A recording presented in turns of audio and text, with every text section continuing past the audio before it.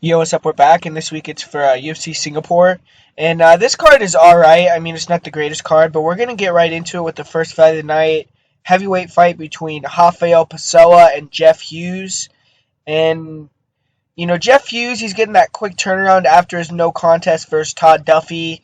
And he poked Duffy in the eye, and it looked like Todd didn't really want to continue. It seemed like Duffy had that success early where he dropped Jeff, but then Jeff didn't look like he was going to get out of there. It looked like he was going to come back strong, and I think that Duffy just knew that, wanted the easy way out, so he kind of quit in that fight. And Jeff Hughes is very tough, man, but he's just not extremely athletic. For heavyweight, I would say he's not unathletic, but he's just like a workman. He has hard low kicks, overhand right, pretty good boxing, decent hand speed, and he will throw some 1-2s, hook combos. And he has a nice right hook 1-2. He'll throw a lead uppercut left hook. And he throws a nice right hook overhand left combination as well. And he's definitely willing to sit in the pocket and trade. He landed a nice left hook in an exchange with Todd Duffy that kind of rattled Duffy. And he's very good at throwing in combination against the cage. He'll throw some spinning back fist, uppercuts, a lot of volume. And he's well conditioned for a heavyweight. He trains with Stipe, so he has a great training partner to work with out there. And he kind of struggled with the aggressiveness of Duffy. He was backed up against a cage and flurried on multiple times. He was dropped. But he's a tough guy. I mean, he can take a licking and keep on ticking. And it looked like he took all the shots Duffy had to offer, gassed him out, and made him quit with the eye injury, like I said before. But he isn't a big power guy. He only has 4 knockouts. He has a strong chin, though. He's only been finished one time by KO TKO. And he's a grinder. He likes to work against the cage, get top position. He'll land big uppercuts, overhand combinations against the cage, then level change into the double leg. Good body locks as well. And in top position, he will wear on guys with short shots, solid control. He can try to pass quickly and get swept at times. And he doesn't look like he has the best submission defense at times either. But he was able to defend all the submission attempts of Maurice Green. And in their first fight. The second fight didn't really have as much success getting it to the ground. But in this fight, he has to have seen Pessoa's last match. And I would say look for takedowns. And he isn't really a submission threat, but Pessoa got submitted almost immediately after he got taken down in the fight against Ciryl Gane. So that's something to be, wary of or to look at if you're Jeff Hughes. Maybe look for a submission. He only has one in his career, and he's never been submitted. But for Rafael Pessoa, he's obviously looking for a better result after getting finished in his debut, and he got submitted by Ciryl. But Pessoa, he took on that fight on short notice. He looked kind of out of shape, so hopefully, he's ready to go here, more fit, looks better, shows more of his skills off. And he's a striker. It looks like good lateral movement, nasty kicks. I mean, he's pretty athletic for a heavyweight, even like he kind of has a deceptive frame. He'll throw some body spinning kicks, round kicks to the head, round kicks to the body, but he doesn't like fighting on the inside. He kind of just uses the jab left hook to land and exit and tries to use a lot of kicks. He'll look for counter uppercuts, and he definitely has big power. He's been able to knock out some fighters I've seen in sloppy exchanges, but he gets hit, and he has kind of a good chin. He'll fire back, but he's basic in that sense. He'll kind of just trade sloppily with the hands.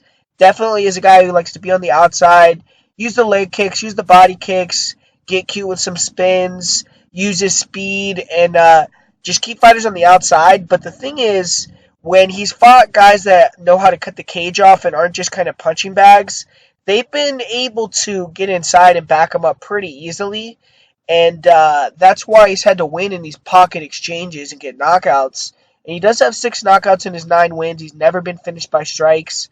And he isn't an offensive grappler. I mean, he doesn't look like someone who will have an explosive wrestling shot. I highly doubt he could take down Jeff Hughes. And in his last match with Ciryl Gane, he showed nothing on the mat. I mean, he made a mistake going for a hip toss, ended up on his back. And when he was down, he almost turtled up. He was arm triangled almost immediately.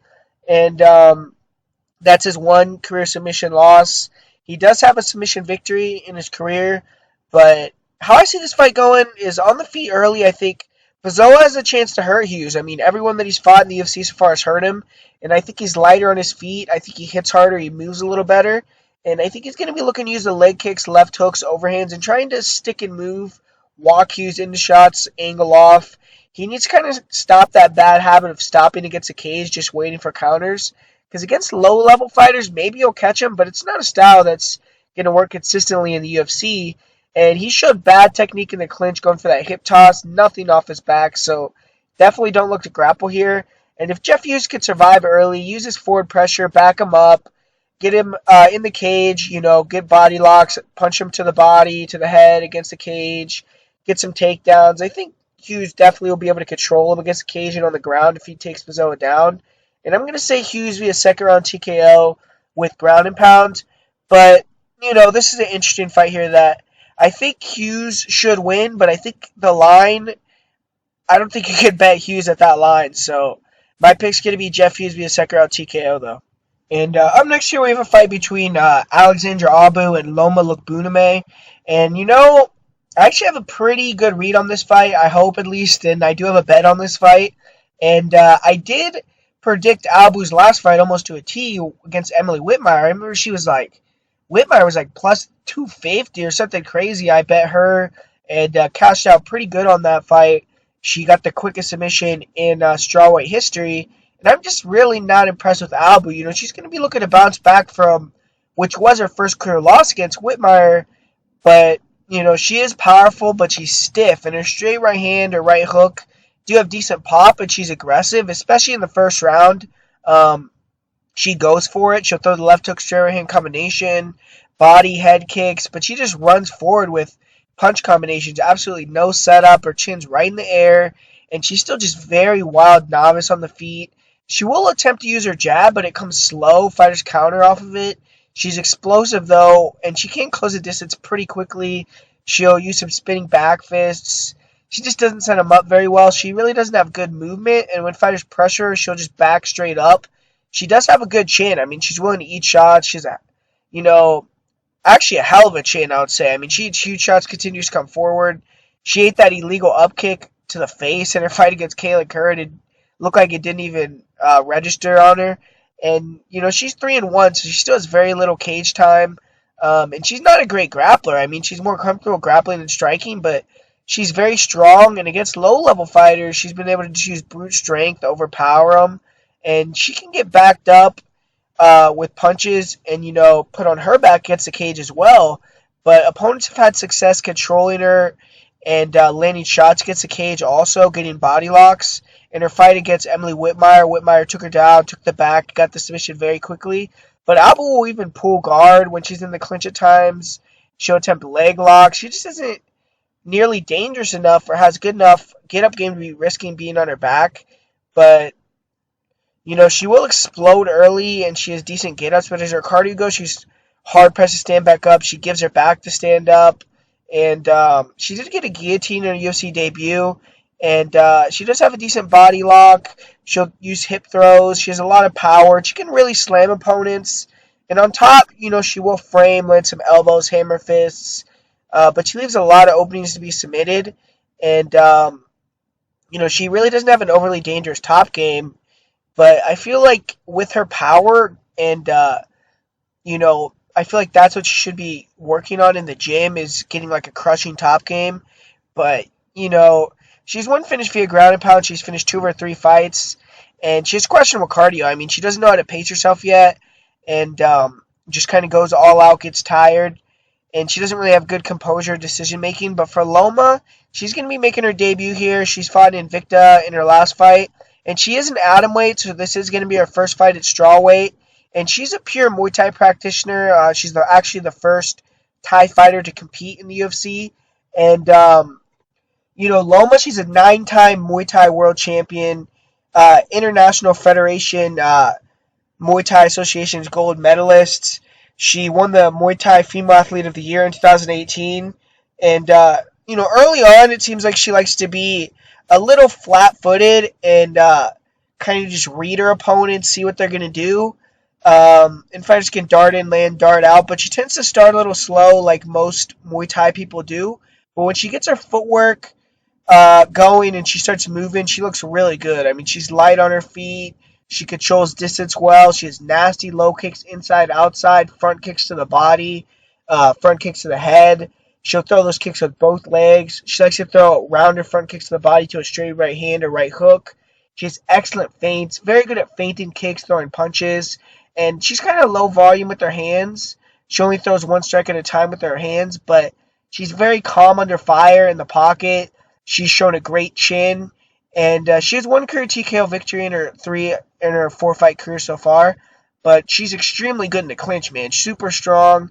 Throws girls around. She'll frame against the face with her forearm, come over the top with elbows, nasty knees, body head, and she gets the bulk of her damage off in fights in the clinch or in top position.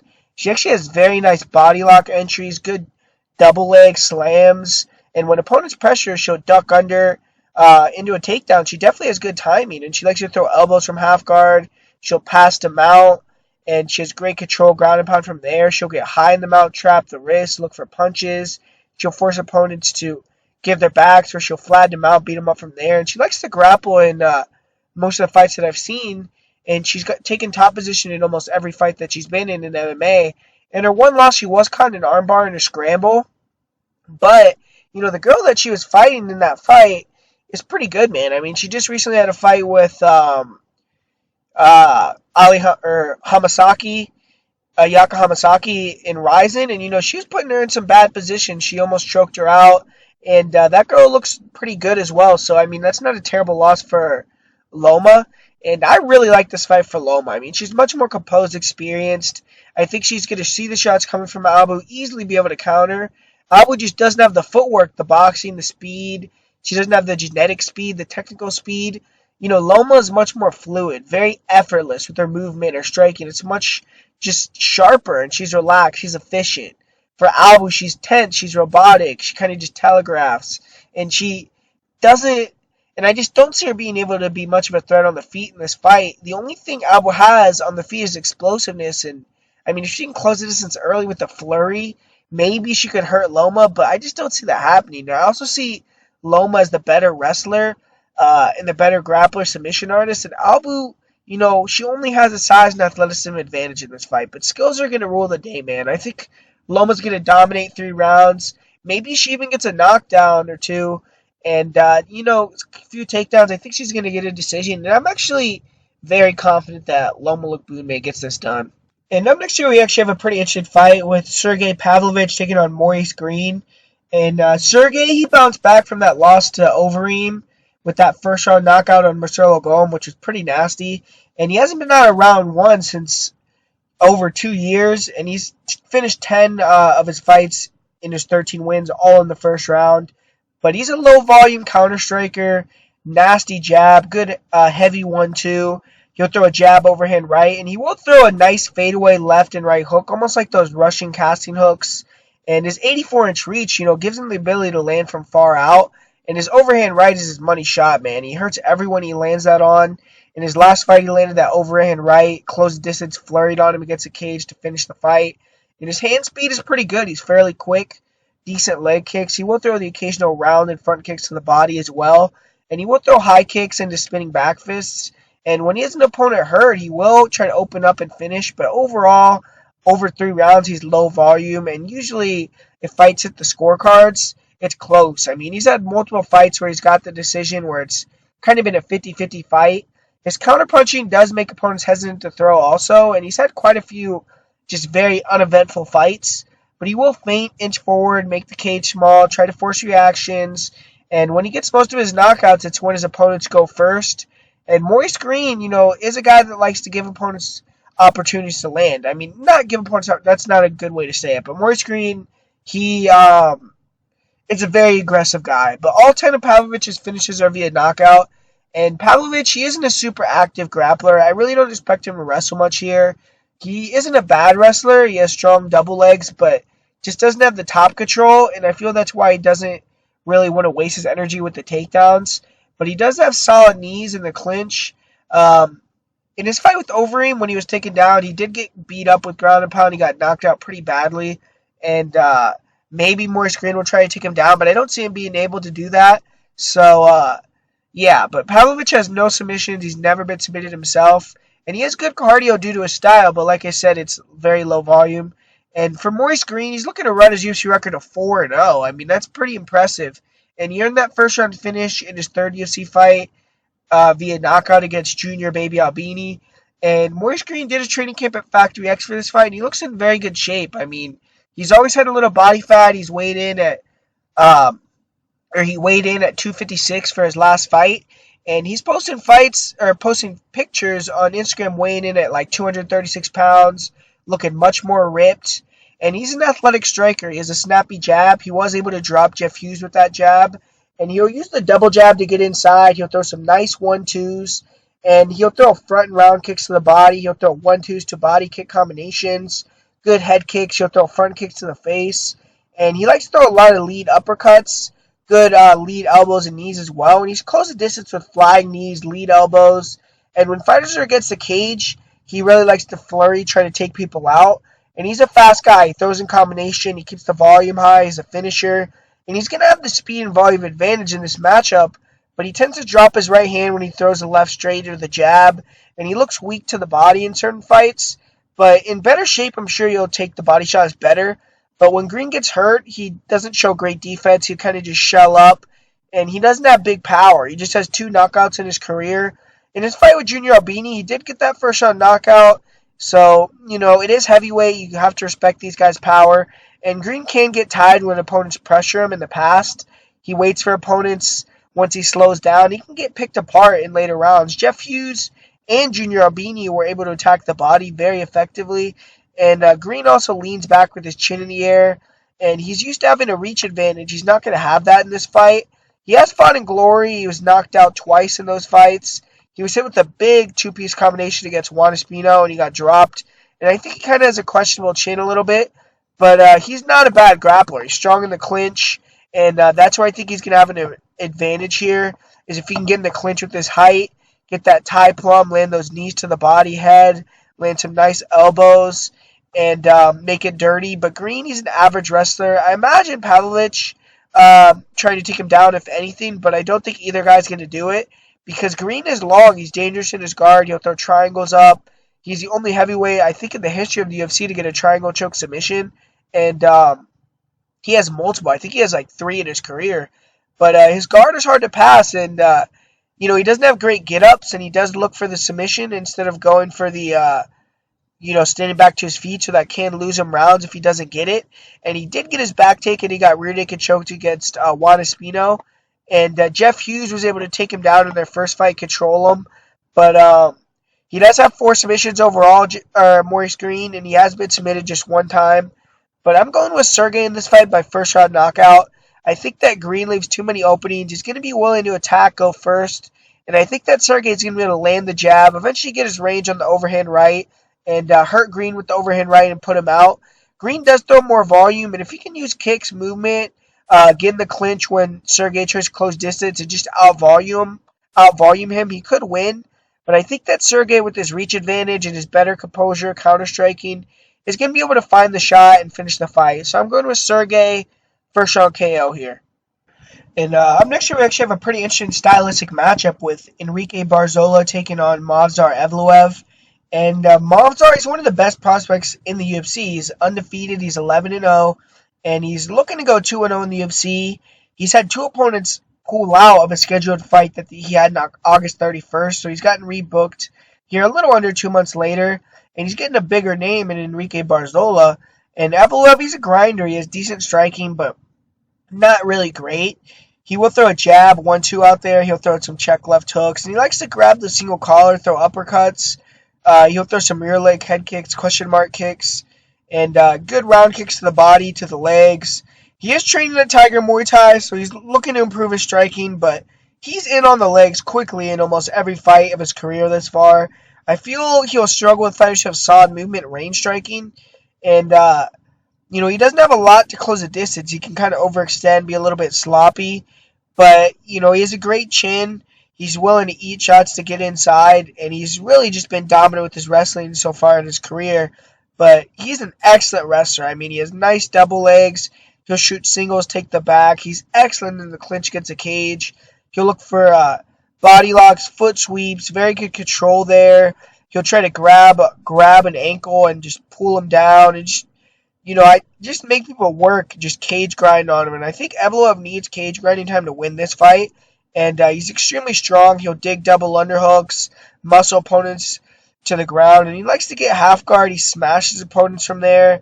He'll make opponents turtle up where he'll take that wrestling ride position or the back and beat them up from there. And most of the time when he's taking an opponent down, they don't really, get out of his reach. They might get back up against the cage, but he's still going to be hanging on him and get him back down, mat return him, and he's usually on you for the remainder of the round if he can get a hold of you, especially as the fight goes on. He's relentless with his pace, his cardio, strong mount, hard ground and pound, great back takes, back control, really tremendous grappling cardio. He's extremely good in the scrambles. He wears on fighters with his pressure, pace, riding ability. He's been in 5-round fights. He doesn't slow down. He's good off his back. He's good at sweeping in top position as well. But overall, he's very hard to take down. He has 4 submissions. They're all rear naked chokes.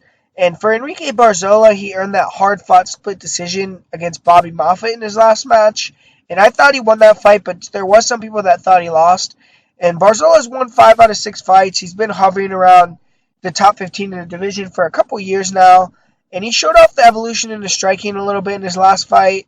Fought another grappler, and he won mostly, in a fight that was mostly stand-up. On the feet, I would classify Barzola as more of a point fighter. I would actually say he's more of a point fighter overall everywhere. But he keeps the pressure on opponents, decent distance control, but he just isn't very dangerous. He'll throw a lot of jabs. Usually he'll use them to move into range. He'll double jab, left hook. He'll kind of leap into the left hook. He'll throw 1-2s to the head, to the body, jab, right hook, or left hook, right hook combinations. Good left hook, overhand right, and he will slip punches, return with hooks in the pocket.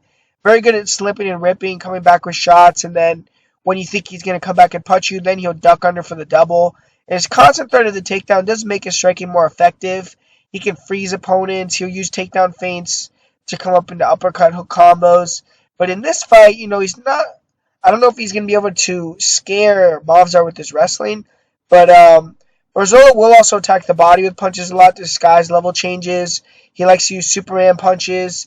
He will throw some occasional leg kicks, pretty nice calf kicks, nice round kicks to the body. And I've seen him throw some front kicks to the body along with some spinning kicks to the head. But overall, he's mostly just hands on the feet.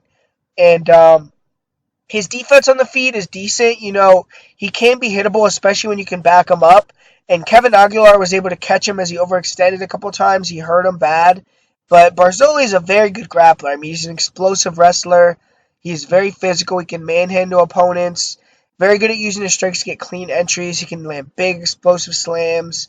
He'll duck under, get the double underhooks, and circle to the back. And he's also good at getting the tight waist, getting those suplexes. And he chains takedowns together pretty well, and he usually finishes with the double. And his top control just has not been very good in the UFC. He hasn't been able to hold opponents down, do much with the top position, and he has the cardio to continue to dump opponents, but if he could look to finish in top position, he definitely would be more effective. Barzola, he has 39 takedowns in 8 UFC fights. He's been taken down just 1 time, so, his wrestling has been dominant so far through his UFC tenure, and, he's been able to take down almost every opponent he's faced, I believe, and in his fight with Bobby Moffett, he was able to get late takedowns to seal the rounds. And I think this is going to be the first matchup where you can maybe say Barzola is going to be the lesser wrestler. And the way I see this fight going is I think Evloev is going to be the one going forward. And I think the striking is going to be close, but I think Barzola is going to be looking to stuff and keep it standing. Maybe go for takedowns at the end of the rounds like he did against Moffett. But I see Evloev getting cage control. I think he's going to be able to grind on Barzola, work for takedowns, maybe get a couple, but just be the offensive fighter. I think that he's going to win the scrambles.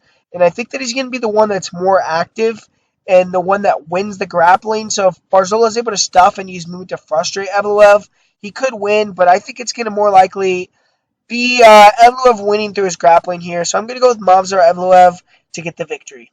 And up next year we have an interesting fight. We have a fight between Rafael Fiziev and Alex White. And I see a lot of love for Alex White this week. But Rafael Fiziev, he's looking to be for a better result in this fight than he had in his UFC debut. He got knocked out very early against Magomed, and he showed virtually nothing in that fight. But he is the kickboxing coach for Tiger Muay Thai. He's a high-level striker. He's had over 200 amateur Muay Thai fights, 29-4 as a pro in Muay Thai. He won the silver medal in the World Muay Thai Championship. And he's finished 5 of his 6 wins in MMA via KO TKO. He's very light on his feet, great distance control, amazing head movement. I mean, he slips and rips excellently. Nice leg kicks, heavy body and head kicks. Very nice straight right hand, a devastating left hook, and he has a very nice counter left and right hook moving backwards. He'll slip and return with the left hook, straight or overhand right. Very diverse, and Fiziev has nasty lead elbows. And his ability to slip and rip is elite. I mean, he's famous for being able to slip head kicks. Dana White is even the guy that coined him the Matrix. And in his fight, the last match that he fought, he got caught cold with that spinning back kick that did drop him, and he got finished with ground and pound. Sometimes, obviously, using your eyes to defend kicks isn't the best, but he even had his guard up. I mean, Magomed just threw that kick just with fury, man. But Fiziev will throw some nice round kicks, question mark kicks to the head. He'll throw some spinning back fists, nice flying knees. He has a head kick, body kick, and flying knee knockout in MMA. He'll mix head kicks and flying knees into combinations very well, which are tricky to see. And he's very aggressive but technical, and he doesn't allow opponents very many opportunities to hit him. He doesn't tend to throw in combination much.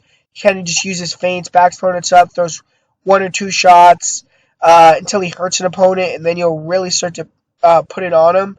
But he really slowly breaks down guys, legs, body throughout the fight.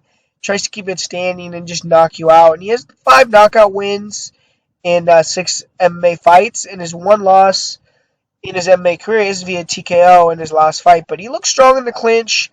He'll dig underhooks. He'll throw hard knees and elbows, body, head. He'll grab the Thai plum, throw some knees there. And most of the work I've seen from him in the clinch is in Muay Thai, where he doesn't have the threat of the takedown.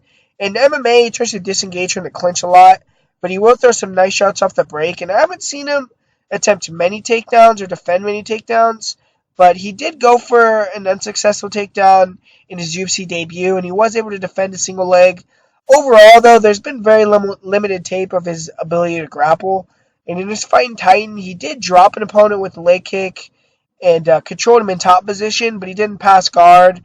And he was able to posture up and land some big elbows, and he does have a 1 Kyritic choke, and I do think his fast twitch muscles, his footwork, his counters will make it hard for fighters to just get on his legs very easily unless they're very good wrestlers.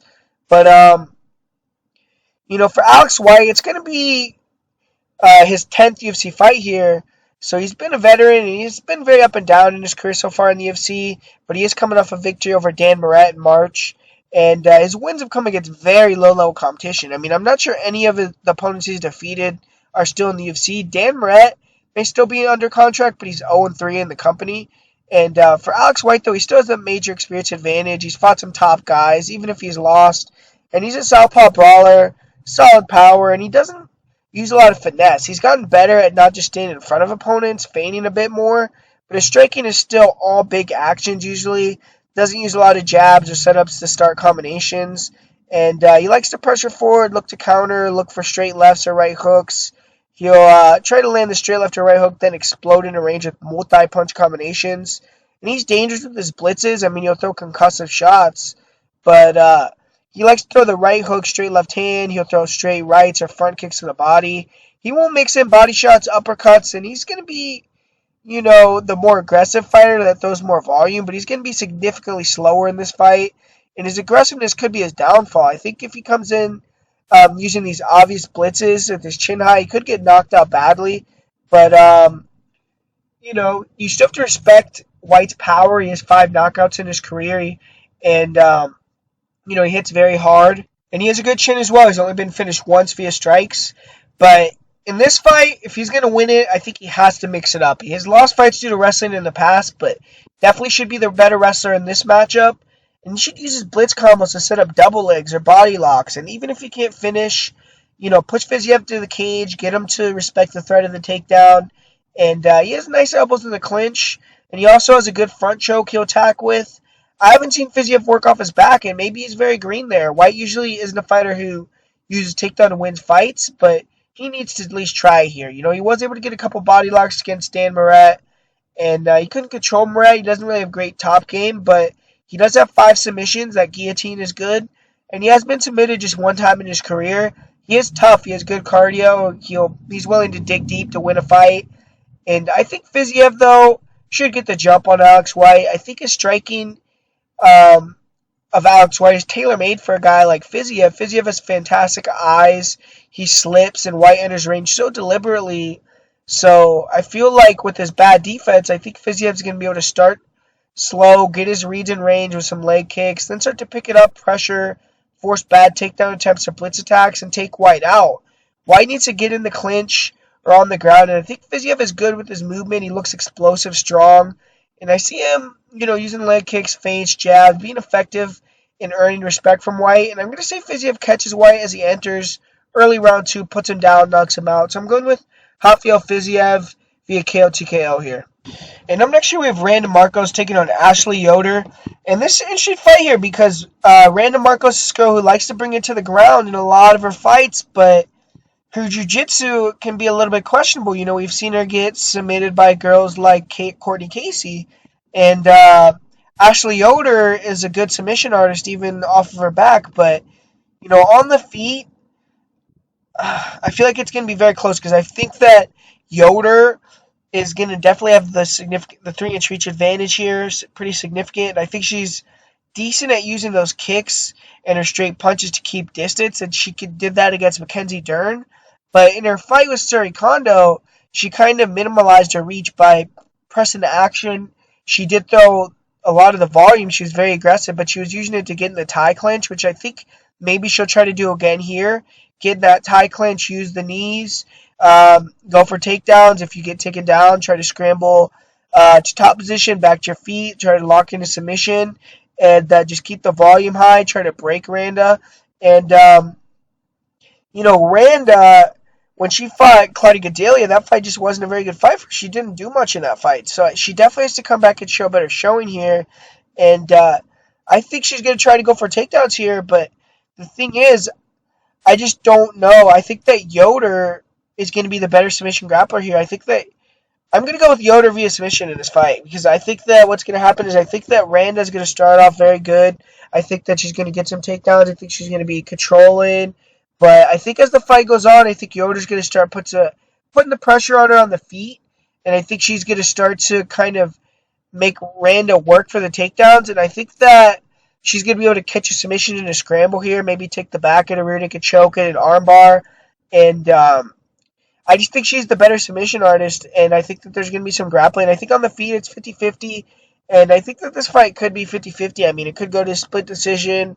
Maybe I'll be wrong, and Randa is just a level above Ashley, but I'm going to go with Ashley Yoder in this fight via submission. And up next here we have another fight that's a pretty fun fight with Muslim Salikhov taking on Laureano Staropoli.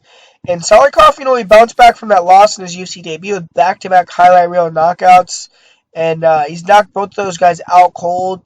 And his striking is just very good, man. He's very light on his feet, great distance control, in and out movement, feints, super fast, goes the distance with both punches and kicks. He can fight going backwards and forwards. He'll walk opponents into strikes. He'll use forward pressure, feints, counter punching. Really nasty jab, heavy low kick, really good leaping left hook, overhand right combination. He'll throw a nasty left hook, straight right hand combination. And those counters, his opponents try to get inside. He'll pull counter with those shots. Very good. He's always looking to set up spinning attacks. He'll pull counter with kicks as well. He has many KOs with spinning techniques. Flawless technique with the spinning back kicks, both to the leg or to the body and the head. He'll start low, attack the body, then start going high. Really good spinning back fist. Really nasty switch kick. And, this man is just a problem. He has over 100 combined knockouts in kickboxing, wushu, and MMA. And his right hand is extremely powerful. Both of his UFC knockouts have come courtesy of that right hand. And his defense on the feet is excellent. Great head movement, circles out excellently, great eyes, catches kicks, counters, keeps opponents off balance, makes them gun shy. And the only issue I would say is he has sometimes gotten hit with the overhands after opponents' fake takedowns. But in this fight, I don't think Staropoli is going to have that big of a threat of the takedown. But Salikhov, he's just been hit 31 times in 3 fights in the UFC, and none of them were very significant. And overall, he's just very quick. He's hard to hit. He's never been knocked out in MMA, and in 199 kickboxing matches, he only got knocked out one time. And he does have 12 TKOs in MMA, KO TKOs. And I really don't expect this fight to hit the mat. Salikhov will use the clinch. If opponents cross the distance aggressively, he'll grab the over-under, double underhooks, push opponents to the fence. He doesn't really have the best control in the clinch. He mostly just looks to disengage, attack with elbows off the break. But his takedown defense is solid. I mean, he digs underhooks well. And I just don't think Staropoli will be able to even be able to take him down. I don't think he's even going to try to take him down. And Salikhov does have 2 arm triangle victories. And, he's lost both of his matches that he's lost by rear naked choke. But Laureano Staropoli, he had a dominant victory over Thiago Alves. And he was scheduled to face Alexei Kuchenko, but he had to withdraw due to an injury, which was only last month. So I don't know if he's 100% here, but he likes to brawl. He was much more technical in his last fight. He was light on his feet, good movement, very athletic, and he used a lot of kicks. He was able to use straight punches to keep Alves on the outside, switch stances, and he has a nice jab, very nice 1-2. He'll throw a jab, left hook, or a left hook, straight right hand combination. He'll wane forward with heavy hooks in combination, 1-2 to a leg kick. He'll go body head with hook combos. He'll mix in uppercuts. And he likes to throw a lot of spinning back fists, flying knees. He'll throw spinning back fists and round kicks to the body or the head. And he's very athletic, and he has a fighter's heart. If you hit him, he's going to try to counter back. And he was throwing in his last fight a lot of jumping kicks to the body and to the head. And he was, creating a lot of distance with those strikes and landing from very far out. But he doesn't really have one-punch power. He's more of a volume guy. He does have 5 KO TKOs and 9 wins. And he was knocked out in his 1 loss. But I would say he's a questionable grappler. I mean, in his last match, he was taken down by Thiago Alves, and he has no takedowns or takedown attempts in his UFC fights. And he was able to quickly disengage, get back to his feet against Alves. And I mean, maybe a good game plan here would be to implement some takedowns, but I don't think he has that skill. I think Muslim just isn't super easy to take down like that either. And Staropoli just has 2 submissions and 9 wins. He's never been submitted, but he is young and confident. He has good cardio. He throws a ton of volume. But in this fight, I just think Salikhov is going to try to pressure him, jam the kicks to Staropoli, feint leg kick, look for counters. I don't see Staropoli being as aggressive in this fight and respecting the ability of Salikhov, because I think if he does it, he's going to get knocked out. I just think that Salikhov has another good matchup here. I think his striking level is much higher level than Staropoli. I think that Staropoli doesn't really pose a takedown threat. And unless Laureano comes in here and shows off a different dimension of his game, I don't see him hurting Salikhov on the feet or even landing much. And I just see Salikhov getting it done. I think that he's going to use his leg kicks early, his jab, kind of start to make Laureano move backwards, and then he's going to start to open up, get comfortable. And I expect him to continue to improve, get more comfortable with Mark Henry, with more fights in MMA. And I'm going to say with Salikhov gets a second or third round KO in this fight. And up next here, we have another heavyweight matchup with Ciryl Gane taking on Don'Tale Mayes. And Ciryl Gane had an impressive UFC debut. He had that dominant first round submission over Rafael Pessoa. And he's 4-0, but he looks like he could be a serious prospect. He's also 12-0 in Muay Thai. And he has very good striking. He's not your typical heavyweight. Excellent movement, switches stances, very fast, fluid. He does hold his hands low, but he's light on his feet. He bounces in and out. He's very hard to hit. Great eyes. He sees shots coming well. And he's 6'5", 83-inch reach, so he can keep fighters on the outside. He uses his reach very well. He has a snappy jab. He'll, follow the jab with the straight right hand. Good 1-2. He switches stances, rips the straight punch to the body from both stances fluidly, slips punches effortlessly, and he'll use slips to create new angles for shots. He has barely gotten hit in the fights that I've seen. He's light his opponents up. I mean, he's a nasty left hook, right uppercut, hard leg kicks. He'll throw oblique kicks, body kicks, head kicks, but man, I mean, he does have nasty front knees to the body as well. He'll mix in spinning kicks, spinning back fists. And so far in his career, I mean, he's been able to pressure land, make his opponents miss, and just take them out. And when he gets fighters hurt, he has great composure. He picks his shots well, and he's very creative. He'll throw double punches, spinning back fists, jump knees. And he has 3 KO TKOs. And I haven't seen Gane tagged or how he reacts to that, but looks like he's going to be hard to hit. And I do feel that, um, he is maybe a little bit hittable against elite strikers, but who even knows? I mean, we have to see. I think that he's a guy that we have to see against a wrestler more than a striker to give him trouble. But he did earn a submission victory in his UFC debut, and he's taller than most of his opponents, so he's effective in the clinch, nice Muay Thai plum, and he'll get double underhooks when opponents get too aggressive on the feet and push him into the cage, work from there. He was able to use the double underhooks to push his last opponent to the cage, get the body lock, and he catches kicks well, uses that to get takedowns. And when he took top position against Pavlovich, he quickly finished with an arm triangle. And he's also very aggressive with ground and pound. He'll throw the legs away, move into side control, good front chokes, and he has 2 submissions in his 4 victories. He doesn't really waste a lot of energy. He's very fluid, so I doubt he'll gas unless he's forced out of his comfort zone or put on his back. And for Dontel Mays, the 3rd time was the charm for him on the Dana White Contender Series. He went 2-1 on the show, but he finished his last opponent, and his last 2 opponents actually. And with 4 consecutive wins, they gave him the chance to fight in the UFC. And he's a very tall fighter. He's actually taller than Gane. He's 6'6", and he's actually pretty athletic. He fights like a small guy, uses a lot of lateral movement, stance switching like Gane does, and he will close the distance with straights, rear uppercuts, lead elbows, but wide hooks in close range, and he throws some decent front and round kicks to the body, and he actually has some solid head movement. He'll duck and roll shots. He likes to use his slips to create openings for spinning back fists, but he can kind of rely on the spins too much in some fights. He will also throw some flying knees, jump kicks, and when he gets confident, he will start to flow and open up more, but he does hold his hands low. He's very easy to hit. He throws everything wide in close range. Fighters with good striking definitely going to knock him out, in my opinion. And he doesn't like being pressured. He's very susceptible to low kicks. He doesn't really have the biggest power, but at heavyweight, he obviously can knock you out. He did land a big straight left hand that dropped his last opponent, led to the finish. And he has 4 KO TKOs, and he has been finished by strikes 1 time. And he's going to, you have to commend Dontel Mays for his improvements in his grappling.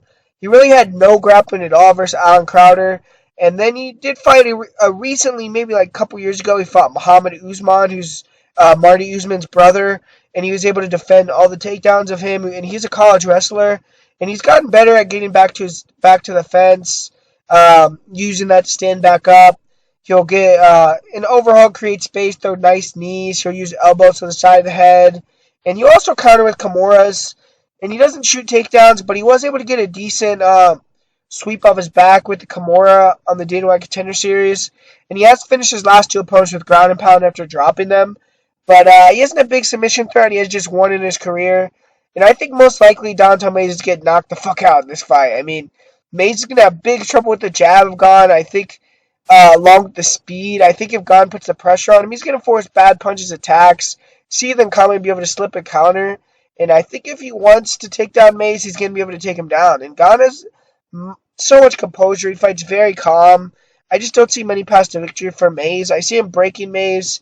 I think that Mays just doesn't have enough in this matchup. It's a bad style. He likes to be the faster, more athletic guy. He fights on the outside, hands low. But he's facing a faster guy with much more variety. He's crisper, better defense. And Gane's cardio is better as well, in my opinion. And I'm going to say Ciryl gets a late first-round knockout in this fight. And I'm not sure we have a fight between Beneil Dariush and Frank Camacho. And I don't really have the best read on this fight, to be honest with you. But for Beneil Dariush, I mean, he's going to be a better fighter here, in my opinion, everywhere. It's just going to be whether his durability holds up. But he's a pressure striker, good jab, strong body kick, nice straight left hand, good left hook. He's also a southpaw. And he closes distance very well with his punches. He has a nice jab, straight left hand to head kick combination. He'll throw Superman punches, spinning back fists. But he's more of a counter striker. He kind of likes to anticipate shots, block and return. Good knees, and he has some good power as well. But he has a questionable chin. He got flatlined very badly against Edson Barbosa. He got knocked out in like 30 seconds against Hernandez. And he's been finished 3 times by KO TKO. And he was hurt in his last fight against Drew Dober, but he was able to recover, get the victory. And he's a strong grappler. I mean, he's a BJJ competitor. He's a black belt. Good in the clinch. Very good job getting the Muay Thai plum. Great job digging underhooks. And he's good at getting clinch takedowns against the cage. he was able to dominate Thiago Moises, control him against the fence, taking him down. And he's an elite BJJ guy. I mean, on top, he's very dangerous, heavy elbows, huge ground and pound. He's a black belt. He's won the Nogi World Championships as a blue, purple, and brown belt. And, he's gotten 6 submissions in his career, good arm triangles, rear naked chokes. He has been submitted one time, but he's also solid off his back. He'll attack with the omoplata sweeps, arm bars, triangles. But in this fight, he needs to close the distance, get inside, land those bombs, work in the clinch, and, get control time. I feel like he could get some takedowns in this fight. And I think that he's a little bit better on the feet technically as well. But for Frank Camacho, he looked pretty good in his last fight. He took on, who was that? Nick Hine back at 155, dropping back down again, and he's fighting at 155 again. And he's 2-0 at lightweight or 2-0 at lightweight. But his one lightweight fight, or his one other lightweight fight that he had besides his fight with Nick Hine, he did weigh 160 pounds in that fight. So that was kind of like a catchweight bout, but I would say he's 2-0 at lightweight in the UFC. And, he's training at Timo Yama. He's getting much more confident. He's trying to become more of a cerebral guy, fight to a game plan. But he has good forward pressure and no problem sticking in the pocket, taking shots to give shots usually. Good 1-2. He'll try to pull counter off the 1-2. Good knees to the body. In his last fight against Nick Hine, he was attacking the body very effectively. And everyone knows that Camacho has that big power. So if he hits you on the button, he could knock you out. And, he does tend to get very tired in fights, though, and he relies heavily on his chin. So I'm not sure, I just don't know about Frank Camacho. He's a brown belt as well in jiu-jitsu. He's a solid wrestler. And he's good in the clinch. He was able to take Drew Dober a few times, take him down in the clinch a few times. And, he was able to control top position on Drew Dober, but he was taken down by Damian Brown. He got his back taken. And if you get taken down by Beneil Dariush and give your back like that, I think you're going to get submitted. So, Camacho, he has 3 submissions, and he has been submitted one time in his career. And in this fight, man, I think that Camacho has to go back to his old style almost in terms of being a marauder, because if he tries to just be technical with Dariush, I think Dariush is going to be the better outside striker. And I think that if Dariush gets a takedown, he could be in trouble. So I kind of feel like Camacho has to push this fight, just try to go for the knockout here. But I think that Beneil Dariush is going to be able to get it to the ground at one point and get a submission victory here. So I don't know whether it'll be in the first, second, or third round. But I'm going with Beneil Dariush via submission. And up next year, we're going to fight with Michael Johnson taking on Stevie Ray. And if you watch this channel by now, you would know that, I'm a fan of Michael Johnson. I pick him in a lot of these fights. And I actually bet Michael Johnson against Josh Emmett. And fuck, man, I was feeling that money coming to my account, bro. I was like, hell yeah, this dude's beating his ass. Johnson was up 2.5 rounds to 0. Easy, he was barely getting touched. He was schooling Josh Emmett, then he fucking gets overconfident, overextends, gets knocked the fuck out. It's like, wow, man. I mean, that sucks because Michael Johnson, he historically has a great chin, man, but that was a bad knockout. So, but Stevie Ray also got knocked out in his last fight against a jiu-jitsu guy that was coming off a huge layoff. So that was a bad loss for Stevie Ray. But how I see this fight going, if it stays on the feet, it's going to be Michael Johnson all day, man. He's too fast. This is just my opinion. I don't know, but he's too fast. He's too good at distance control with that left hand, with that body kick. And I think he's going to be moving and grooving on Stevie Ray. And I think he could easily point fight his way to a victory or get a knockout because Stevie Ray is so slow, man. He's one of the slowest guys in the division, in my opinion. And I think that Michael Johnson, one of the fastest guys in the division, I think that now that he's moving back up to 55s, he's going to be, a little bit, in better shape. He's going to be able to go hard 3 rounds, not get tired. Maybe it'll help his chin a little bit, his cardio. And Michael Johnson has had problems with grapplers, which, he's had problems with like Reza Madani, Khabib, a lot of guys that are grapplers. But the thing is, I don't think Stevie Ray, where Michael Johnson does have a college wrestling background, I don't really know if Stevie Ray is going to be able to get into the ground like that. And I feel like Michael Johnson is going to be able to keep this on the feet. Because Stevie Ray, in my opinion, I think he's going to come in with a game plan and try to pressure land a big shot or get the takedown, because he has been doing a lot of jiu-jitsu. He just recently had a jiu-jitsu competition where he won via knee bar against Paddy Pimblett. And, I believe that he's going to be trying to get it to the ground. Like, we've seen him on the ground against guys like Joe Lozon. He's fared well. So he's definitely a higher level guy in terms of jiu-jitsu than Michael Johnson. And if he can get this fight to the back, get into enviable position, take the back, get them out, we could see him finishing Michael Johnson, but I think it's a little far-fetched to believe that he's going to be able to catch one of those positions. So my pick's going to be Michael Johnson wins this fight via decision or knockout. And I am fairly confident that Michael Johnson gets it done, but his line is like minus 350. I mean, don't hit that line. If you're hitting that, you're fucking insane, man. But I go with Michael Johnson to get it done. And up next year, we have a main event fight, a very intriguing fight with Demian Maia facing Ben Askren. And Ben Askren is going to be entering the cage for the first time following a loss. I mean, everyone knows about Ben Askren's last fight by now. He got knocked out in 4 seconds. And he's a guy who I don't know. I don't think he's going to be drawing on the loss. I feel like he's going to come in here in a good mental headspace. And if he loses, Damian is just better than him. But it's tough to say. I mean, he's never been in this position. So it's not like I can say I know 100% how he's feeling right now. But Demian Maia, he's going to be looking to run his record in 2019 to 3-0. And he's 41 years old, and he's still turning back these up-and-comers like Rocco Martin. He's showing he's still a beast. And he did gas hard in the third round of that fight. And he's gas hard in a lot of his fights. So that's going to be a key, in my opinion, for Ben Askren here. But this is an intriguing matchup. I mean, it's going to be two guys that love to grapple, but are we going to see the return of K1 Maia? Or, because I feel like on the feet, Maia's going to have a big advantage here. And I actually think, this is my opinion, I think that Ben Askren's way to victory in this fight is he has to almost play like a rope. This is because I've seen Ben Askren, certain videos. These are from a long time ago, so it's hard to kind of say, but where he's grappled with guys like Tim Kennedy, Jake Shields, Marcelo Garcia, guys who are very, very high level. I mean, don't get me wrong, but he's getting caught in guillotines, he's getting his back taken, he's getting submitted a lot, so I don't know. I don't know if he wants to go out there early on when Damian and him are both extremely fresh and fuck around on the ground with a guy like Damian with the half guard sweeps, with the back takes, with the guillotines. And I feel like the smarter game plan for Ben Askren, I don't know if he's actually going to do it, because I actually kind of feel like Ben Askren is one of these guys where he is analytical, but he's also kind of like a meathead wrestler, where I feel like he kind of is going to have a point to prove, or he's going to be very confident in his grappling, maybe to a fault.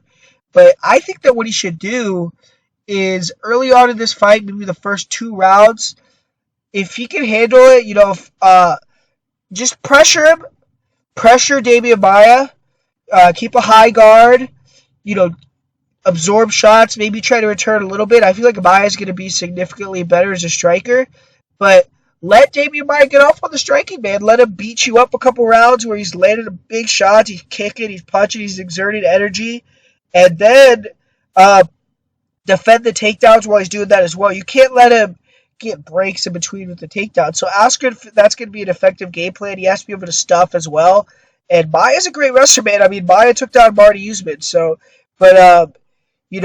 Ben Askren, I think that's his game plan. I think he needs to go in there, maybe the first couple rounds, kind of rope a dope, walk him down, pressure, stuff the takedowns, get Damian tired. And then once he gets Damian tired, then I think you should work him in the clinch, work for the tight waist, circle to the back, take him down, get him in that wrestling ride position, get him where he's comfortable, where he can control, and there's not a lot of submission attempts for Maia. Even if he's in Maia's guard, he's in a little bit of dangers there, but Maia, he isn't a big guard guy. He gets more of his sweeps from half guard, and if Ben Askren maybe could be static in top position against Demian Maia, he could hold him down. But is that going to win you a fight? I mean, that's why this is an interesting fight, because I feel like the first couple rounds, for sure, Demian Maia is going to be the better guy there. I think that Damian's going to be the better striker, and I think that Damian's going to be going for takedowns as well. I mean, I don't think Damian's going to be like shying away and saying, I'm going to be a striker in this fight. I think he's going to be going for takedowns. I don't know if he's going to be able to get takedowns on Ben Askren, but I could maybe even see him pulling guard. Maybe he'll try to pull guard and see if Ben Askren will follow him down. But, man, I mean, the thing is about this fight is I think early on, the first 2 rounds, Demian Maia is very live for submission. And I I think if he takes the back, I think if he locks in a guillotine position, that it could be a good night for Ben Askren. And, for Ben Askren, I think he has to push it to that third, fourth, fifth round where he could maybe even get a finish if Maia's absolutely exhausted. He is used to fighting out there in Singapore. Or I don't know about Singapore, but he's used to out there fighting in Asia. And, so he has a gym, I think, over there in Asia that he can train at as well. I don't know how. I think that he's been at Sport, but, actually, man, I mean, this is a tough fight. I feel like all the line value is on Demian Maia. I feel like this should be a pickup. I don't know why they have, Ben Askren minus 185. I think that line's a little bit disrespectful, to be honest, to Maia. Maia's fought much better fighters, and I think that Maia's just a lot bigger than Ben Askren, man. I mean, Ben Askren's talked about being able to cut to 55s, and Maia's fought at 185 before. And, Maia, the guys that he's lost to that have been able to take him down have been very big guys, like Chris Weidman. Who was the other guy that was able to? Jake Shields. Jake Shields isn't a big guy, but Jake Shields is an elite jiu-jitsu guy himself where he's super high level on the mat in terms of jiu-jitsu, pure jiu-jitsu and wrestling, which I don't know if Ben Askren necessarily has that high level jiu-jitsu skill that a guy like Jake Shields does, because when I was watching Ben Askren and Jake Shields rolling, Ben Askren was getting tapped out, man, and I mean, that's no shame, it's Jake fucking Shields, but does he have the... I'm going to go with Demian Maia if he has rear naked choke in the second round, and yeah, I'm going with Demian Maia. I think he's going to be able to get the submission early. I just don't know. I can't trust the jiu-jitsu of Ben Askren, man. I haven't seen him fight any of these high-level jiu-jitsu guys. I mean, I'm trying to think, the best jiu-jitsu guys fought probably is, Shinya Aoki, but Shinya Aoki is a small guy. He's not even close to Demian Maia's size. I mean, Maia might be the biggest fighter that Ben Askren's ever fought in MMA. I mean, I don't know. I mean, I can't really... I don't know how big Luis Sapos Santos was and all these guys that were juiced up, but Maia's a big fucking dude, and he's gonna be maybe the most powerful guy when they grab a hold of each other that Askren's ever felt. So that's gonna be interesting. If Askren could take him down, hold him down, and beat him up, that would be very impressive, extremely impressive. But I'm going with Demian Maia via submission in this fight, and for my most confident pick of the night, I'm actually gonna go with Loma Lookboonmee. And for the parlay of the week, I'm going to go with Ciryl Gane and Muslim Salikhov. So make sure to comment, like, subscribe, and put down there in your comment, who's your best play of the week? Who are you guys going to be betting on this week? And also put down if you guys have any parlays, how you did last week as well. And yeah, so let's get a win this weekend. Let's get it going down there in Singapore, and hopefully we can have fun watching these fights.